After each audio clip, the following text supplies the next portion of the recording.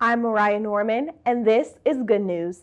Today, we're lacing up our shoes and walking alongside a man who shows sneakers can be about more than making money. At Conkrete Kicks, the owner, Keith, takes what's long been a cornerstone of Black culture, the love of shoes, and turns it into a platform for opportunity.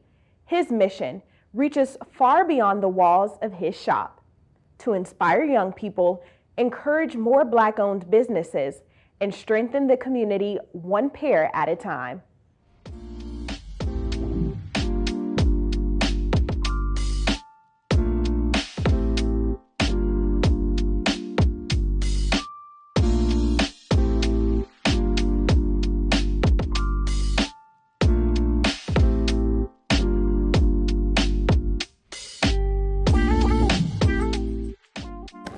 All right, Keith, you are making big moves for your community, and part of that is by being a business owner of Conkrete Kicks.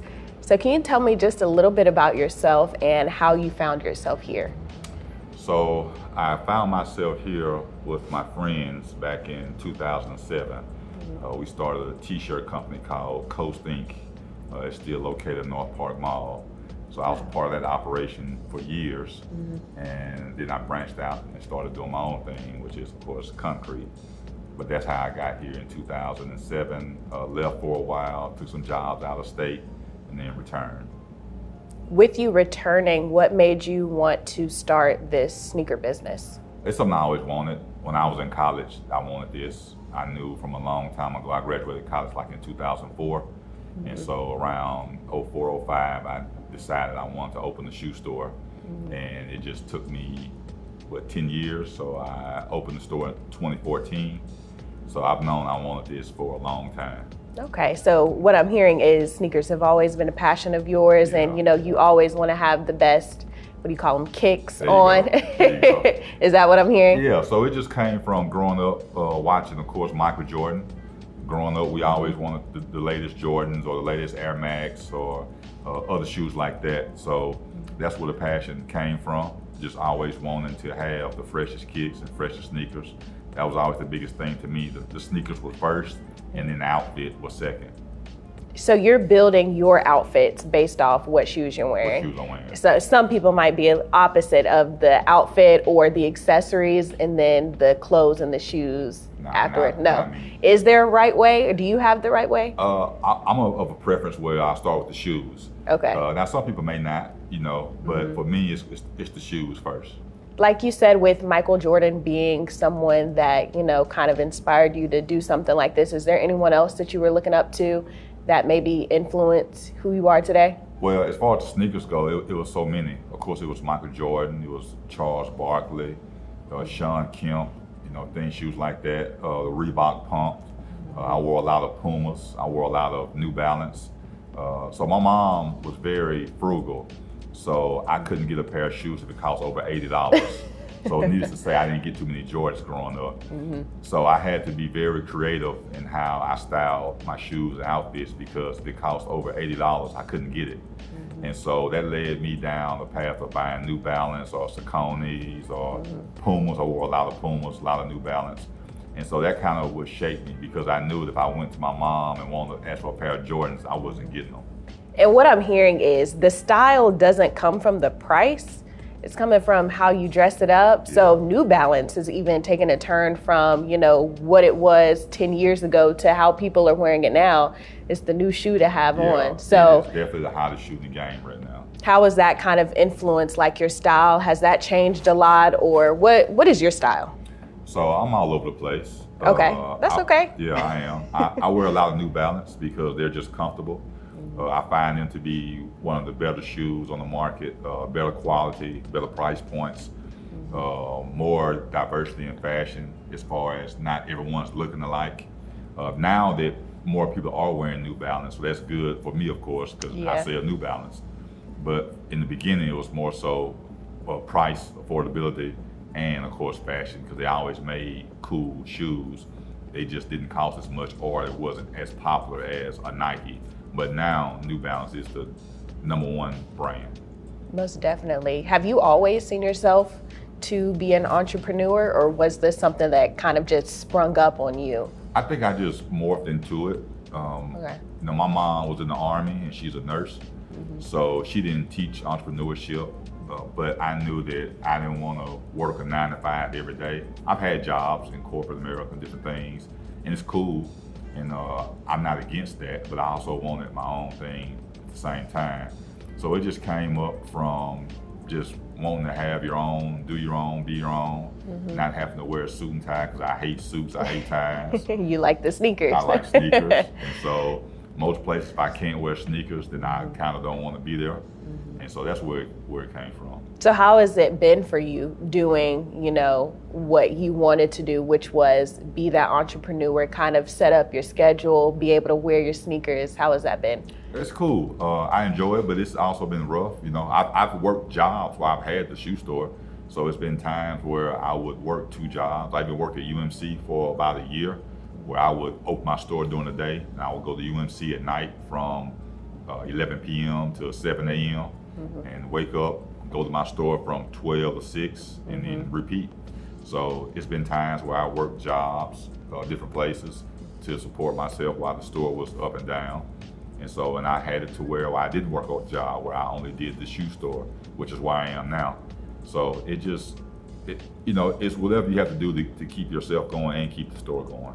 That is some encouragement for people who want to be a business owner, of might having to do some other hustling in other forms of streams of income. And so what other encouragement would you want to give them in terms of starting their own business and working their way to letting that be their main thing? I would just say, find what you want to do, find your passion, and work towards it, of course. If you have to work another job or a side hustle, then do it. I did it. And if I have to do it again, I'll do it again. Yeah. So just do what it takes. You know, don't think that it's a straight line, because it's not. There's so many crooks and turns, lefts, rights, ups and downs. It just comes with the territory. You just have to, you know, stay your course, and your course isn't someone else's course. So just because you see me doing something, I look a certain way, that doesn't mean it's for you or for your way to do it. You just got to find your own way.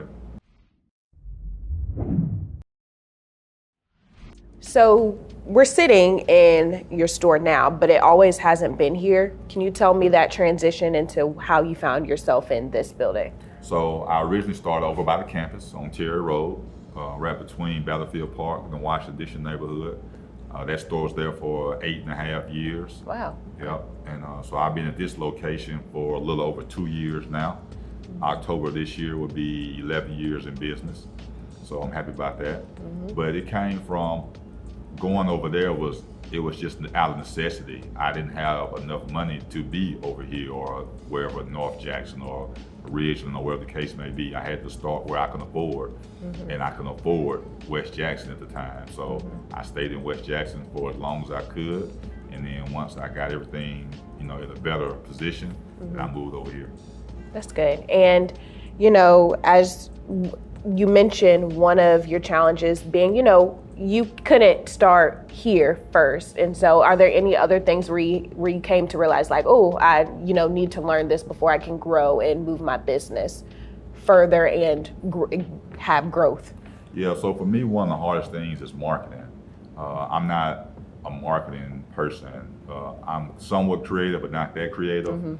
I'm not the type of person to be on social media too much or do things like that. So for me, marketing is one of the hardest things for me to accomplish in this job or store. So I rely on other people like yourself and other people that I might pay, or influencers, or I might have a trade agreement with some media company where I provide them this service and they provide me that service.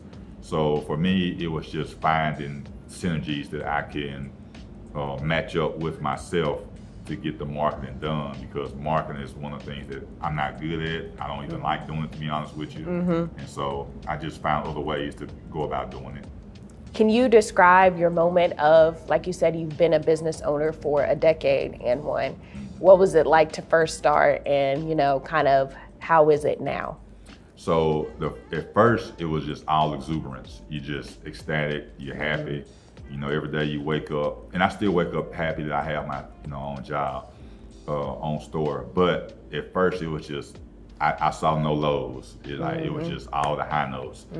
Now I'm more in reality. Yeah. So I still enjoy every single day, but it's more reality. I have somewhat of a routine that I do, but every day isn't a routine because you never know what may pop up. Like this isn't routine right here for me at all, but I'm okay with it. You just have to adjust. So one of the main things about being an entrepreneur or business owner is like you just have to be able to adjust, and you have to do it quickly because things change so fast, and you have to be on the fly. Just like with COVID, that was a huge change. Yeah. Or now with the tariff situation and things like that. So you have to be able to adjust very quickly because if you can't, you may not make it. And so sneakers are a big part of the Black community. And kind of how are you meshing, being an outlet for your community and, strengthening here and also, giving them, just letting them see your business, be encouraged by your business. How does that make you feel? It feels great. I try to do as much as I can. You can't do everything because everything's not for you. But I do a lot, especially lately, or the last couple of years, probably since like 2017 or 18, Outspoken, which is a collective over at JSU, Outspoken Arts Collective. Every year they're here, 1 to 2 times a semester, doing poetry nights or open mic nights, things like that. I always have some type of performances, musical performance going on. I had an art show about a month ago with a young lady named Brittany Horn. She's an amazing artist. She was here, so we did a art gallery type night for her where she came in, hung her artwork up, sold artwork, and then she left the art in my store for roughly a month or so. Okay. So that way people could look at her art and potentially purchase her art, go to her website, purchase prints. So I'm always trying to do something to help the community, especially the artistic community, get back. But it also just helps with the marketing and the things like that, because I'm not, like I said, I am really not an too outgoing type of person. So marketing is real difficult for me.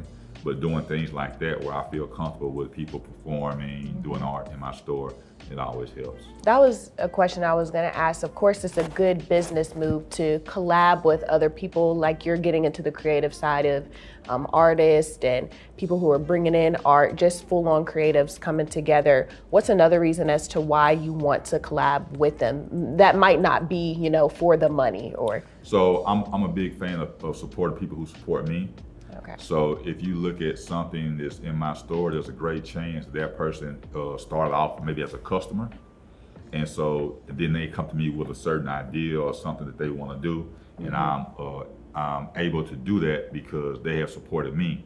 So it shouldn't be, a one-way street, it's a two-way street. So if someone really supports me, they buy shoes, they come out to my events, or they buy clothing from me, and they have a idea that's a good idea or something that I can do, then I would definitely entertain it. So looking back 10 years from now, what would yourself 10 years from now be proud of what you're doing now? The fact that I'm still open, of course. The fact that I was able to progress my store from one location to another location. And the fact that I still have customers who shop with me that's been shopping with me since like the first day. Wow. Yeah, like I have a lot of customers who have been shopping with me for 11 years now. And some of those customers are now actually friends. So I think that is cool. Like we've even taken trips out of town together, to go hang out, or we might meet at the local bar, but it started off with this store. Like they came into the store, they started buying shoes or whatever, and now they are actually friends. Why is Black entrepreneurship important? You are an example for a lot of people. So not to put pressure on you, but what kind of motivation can you give others and as just to why they're needed in this economy? Well, I think that small business entrepreneurship is one of the backbones of the U.S. economy in general, whether it's Black, white, or whatever nationality. So you always want to be as self-sufficient as possible. So I am of the idea that there's nothing wrong with having a job. Like I said, I've had many jobs, and if I have to get another one, I will. But I always want to do something for myself so that I can take care of myself where I'm not just relying on an employer to provide me a paycheck. I want to provide my own paycheck. And so I think that entrepreneurship teaches that self-sufficiency that everybody needs, that America needs in general. And so I think people should always want to work towards that. Like, have your job, that's fine, but always have something, a side hustle, whatever you want to call it, on the side, that in case you've seen all the layoffs lately, things going on like that. So I don't want to be caught in that situation. I want to have something that I can always have on my own. Yeah.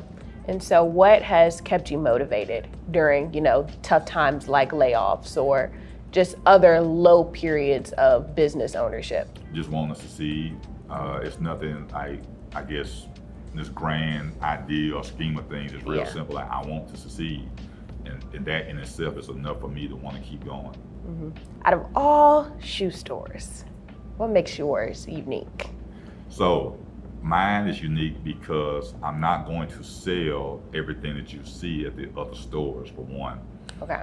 Secondly, how many stores have you been to where you have an art show or a music performance and things like that? I've been doing that since day one. Now more stores are doing that now, but that's something that I was, I was specific, intentional about doing that from day one. So even within my first month of opening, I was having performances and live bands and DJs and things like that. So I was really intentional about that. Out of all the shoes I'm seeing and looking around, what's your favorite? So my favorite shoe right now is probably the New Balance 1906 and the Saucony Omni Grid. Okay. Yeah, we say Saucony in the South. It's actually pronounced Saucony. Saucony. Okay. That's the correct way to say it. Say it again. Saucony. Saucony. But I'm from the country, so we say Saucony. And I'm from the South too, Yeah, so Saucony. Saucony. So that's your favorite shoe. Yeah. Just give some inspiration of how people can elevate their style based on the shoe they're wearing, the outfit. Just. Yeah. So my thing is, you don't have to be so matchy. Okay. Everybody wants to come in, not everybody, a lot of people want to come in and they want the same color shoe to match the shirt or the pants, or whatever the case may be. And that's fine, nothing wrong with that, but it doesn't have to be. If you're wearing a green shirt, you can wear a brown shoe. Because think about when you wear dress clothes, you wear what color shirts or polos. No one's wearing the same color, not no one, but most people aren't wearing the same color dress shoe. I understand what you mean. They're wearing their polo or their button down. Now you have some pink dress shoes, but most times if you wear a pink shirt, you might wear a brown shoe. So I would say just step out your comfort zone. If you've been used to wearing all white Air Force Ones all your life, like switch it up. Like change your style just a little bit. Yeah. You can still wear those, like don't just get rid of them, but step out your comfort zone a little bit. Come get a different pair of Sauconys. And I think people are a little bit afraid of the color, not doing the matchy. If it's the same color, it doesn't automatically means it goes together. I would say for me is like investing in texture. There you go. I love texture now. Yeah. So I'm not a beige person anymore, so color and texture is what I'm looking for. What about you? Texture is a big thing in fashion. Okay. So I hear people say you can't put these things together and these things together, and I'm of the mindset that you can put whatever you want to together as long as one, you feel good, and two, it's fly. Now sometimes you can't put the stuff together and they're like, man, what are you doing? Yeah. You know what I'm saying? But if it looks good and you feel good, then do it. That's good. And, just be your own person. Be your own person. So don't worry about what the blogs say or Instagram say. Yeah. It's like, now you can go to those things for inspiration. There's nothing wrong with that. But at the end of the day, do what makes you feel comfortable. You have any inspiration? I got a lot of inspirations. Okay, would you? So of course, like growing up, it was the athletes. Yes. As far as pushing the sneaker culture forward. Now my inspiration is the youth because they change so much, and the things that normally I would have done growing up because I thought, okay, man, they're gonna jank me for that, or they're gonna make fun of me for that. These newer generations, they don't do as much. They still do it some, but not as much. Like I remember when people first started wearing like track pants or joggers. Okay, yes. And I was like, man, ain't no way I'm putting that on. But then I would go to different shows in California, because I travel for the fashion, I travel all over the country. I'm like, man, that dude is my age and he got on a pair of track pants and it don't really look that bad. And so I started selling and wearing track pants every now and then. So I switched up my style to a certain degree, and I started doing or wearing things that I thought that I would never wear. So I think, like you said, like we said earlier, just don't be afraid to step out of your box. Now you ain't gotta go all the way left. Yeah. But just start a little bit outside. Yeah. You know what I'm saying, and work your way there. And I think you're giving good advice to youth who will look around and see what everyone else is wearing. Is it designer? How much does it cost? Right. Before does it just fit my personality? And so what I've been seeing, the latest example of this is there's a shoe at Walmart that everybody is wearing now. What is it? I don't know the name of it. I think it's what is it, y'all? I don't know. Is it like a loafer, a tennis shoe? No, it's a tennis shoe, like a runner or a trainer. Now, basically what it is, it's a New Balance 530. They took the New Balance 530, they made a Walmart brand off of it. And when I tell you people are wearing this shoe, just last week I was at Tougaloo for their Welcome Back week.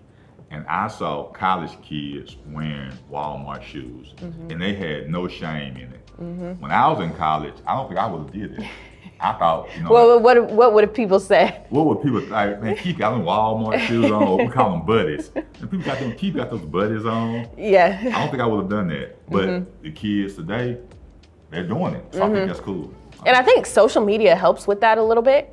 You would say that this new generation is so easily influenced by whatever social media is doing. They're like, oh, I can do it too. Yeah. But I think now it's just letting people become more comfortable and, seeing someone else branch out. They're like, okay, well, maybe I can too. So social media might be a factor in that. TikTok is the thing. TikTok is the full influencer. Yes, anything else you want to inspire the youth with, when it comes to fashion, style, just being themselves and, as they grow up and find out who they want to be. Yeah, just don't be afraid to take risks. Don't be afraid to fail. Most of your best lessons are learned from failures. So even if it's a fashion fail, you might remember it, but you might remember it. But it becomes a laughing moment, like this. A laughing moment. Yeah, you look back like, man, what was I thinking? But just don't be afraid to step out the box. Don't be afraid to fail. Be yourself. It's okay to look at other people for influence in certain keys, but don't just try to do something solely and all the way like someone else does. All right, to end off, I want you to, end with, I'm going to say part of a sentence and you're going to finish it. Sneaker culture is amazing. Amazing. Why? Because it allows you to fully express yourself. One of the ways it allows you to fully express yourself. And you can do so many things. Like, have you seen the shoe companies now, they sell mixed-match shoes, but it's one set of shoes. So the right shoe might be one color, left shoe is a whole different color, but that's the shoe that goes together. So I would have never done that growing up, but now I see it done, so I'm like, man, that's actually kind of cool. Yeah. All right, thank you so much, Keith, doubt. for talking to me, and I hope people learned something about some shoes and just how it is a good thing for the community. Yeah, it is. Tell them to come see me over here in Fondren. So all right. Come see me, I can help you out. We were talking about style and fashion and how you can make your outfit and your shoes fit your own personality. So I'm gonna give you a challenge and I wanna see how you would style me. Okay. With the clothes and shoes in here. All right, I'm down. All right, so what kind of way would you go? So, of course, like I said, we always start with the shoes. Okay. But I think for you, we're gonna go like a 1990s hip hop R&B vibe. Okay. I'm thinking TLC. Okay. You got a little Left Eye in you, maybe. Very specific. Yeah. So we're gonna go there. All right. So starting with the shoes is what you always do. Correct. So I'm gonna do that too. All right. All right. Let's do it. Take me over there. Yeah. So we'll start right here. We got a New Balance 574. Okay, I like that. Yep, these were popular in the 90s, still popular now. Low profile, decent amount of arch, very comfortable. Skaters wore a lot of these type of shoes as well. Yeah. So we're gonna put you in that, potentially. Okay. All right, so this, and then we're gonna go here. So this is one of my favorite shoes, the New Balance 1906. Is this like the pop of colors sometimes This you is talk about? the pop or of color. Or you're even bolder? Well, this is definitely the pop of color. Okay. Both of them are. You got the little pop of blue. You got the little pop of green right here mixed with some tans and some neutrals. I remember you said some neutrals earlier. Yes. So we still got some neutral going on. Okay. All right. And then we're going to go between these two. So this is a Reebok. Ooh. This is a collab between Reebok and Toby Nwigwe. I hope I'm saying that right. He's a rapper out of Houston, very popular rapper, actor. If you notice, he always wears this mint green color a lot of the time. I like that You color. like that color? All right, so I'm thinking between these two and these two. Which one you thinking? Okay, so I'm going based off what you have this vision of, TLC, left eye, you know, the 90s outfit. I think I'm gonna go with the skater shoe. The skater shoe, okay. So that's what I'm gonna choose. And then hopefully, you know, I've given you a good option to find the clothing pieces. I got you, so let's go over here. Okay. And I'm gonna show you. I'm thinking maybe we have this jumper Okay. that they used to wear back in the day. Okay. So that's kind of TLC. You know, you drop the strap, one strap on, one strap off. I see where you're going. Yep, mixed with the here. So you got the neutrals and tans mixing, but you still got a little pop of color with the blue. Yep. We would normally accessorize. We're not gonna do it right now, but like, what else would you kind of add? So with this, you can add a bucket hat. Okay, I like that. Yeah, you get you a bucket hat. Maybe a snapback so you could put your hair through. But I'm thinking more bucket hat would probably be better. Also, for the people who don't want to fully have to do their hair, There so you go. It hides your hair. Throw on a hat. Protects you from the sun. Yes, you know yes, what I'm saying? yes. So a bucket hat would definitely be the thing right now for this. Okay, so what are we topping it off with to go underneath? I got you. Let me show you. Okay. So we're gonna come right back here with the Conkrete tee And rep the brand. and rep the brand. Okay, so you said the one strap One strap. with the Conkrete sneaker boutique That's right. and the The kicks. New Balance. There and you the go. kicks on the bottom. All right, so what I'm gonna do is I'm gonna take all three of these and I'm gonna go get dressed. All right. And I'm gonna come back and show you the final look All right. and see what you think. See you shortly. All right. What do you think? I like it. I like it. Is it giving the 90s? It definitely is giving a 90s TLC TLC vibe. It yes. is with the one strap Yes. hanging and one strap hook. I'm gonna give it 360 Okay. All for right. people to see. All right. And then we're gonna start with the shoes. Start with the shoes, of Why'd course. you choose those? Those shoes are very stylish. They're very comfortable. Like I said, it has a little pop of color on it.